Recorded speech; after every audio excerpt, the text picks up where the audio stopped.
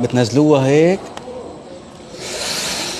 اليوم العشاء من وين؟ من مطعم تشيكن ستيشن في الشارقة. جبنا على الخفيف كان فروجة على كم سندوشة على كم وجبة من عندهم نتناقش فيهم، بعدين نروح نلحق الشباب نتعشى معهم. بسم الله الرحمن الرحيم.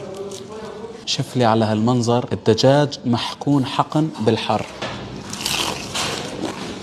شوفوا لي انتم على هالمنظر هاد بربكم، ماشي بياكل قلب. هدول البطاطايات بنغطهم شوي بالبانونيز. هلا جينا على الستريبس باشا. لدعة الحرارة الموجودة بالحار نار مرعبة. هاي الفرايد تشيكن مع التشيز والصوصات. تعالوا نجرب هالاختراع لأنه أنا حاسس كلياته نغنغة وسقسقة. شايفين على هالمنظر؟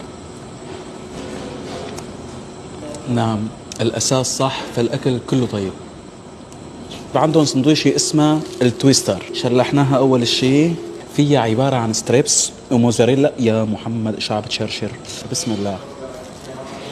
هاي السندويشة بتنافس سندويشة الكريسبي رول اللي عنده إياها. هاي هيك بتتعمل سندويشة التويستر، بتنزلوها هيك.